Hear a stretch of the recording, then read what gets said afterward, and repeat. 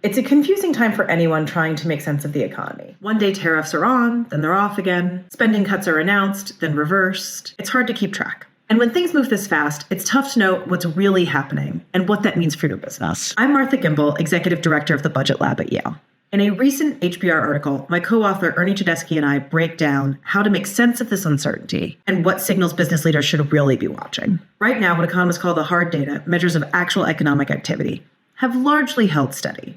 But some measures are starting to show signs of weakness. We can see that in 4 key areas. First, uncertainty is clearly rising. Businesses don't know what policy environment they're operating in, and that's making them cautious. Second, despite all the noise, government spending hasn't actually fallen. It's running slightly ahead of where it was last year, thanks in part to inflation.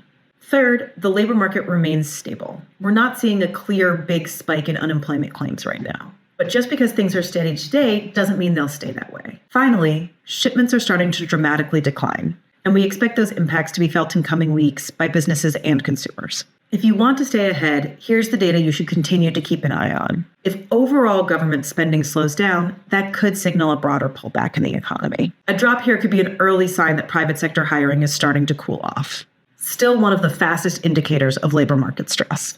Things like job postings, credit card spending, and retirement withdrawals can offer quick, if imperfect, signals of economic activity.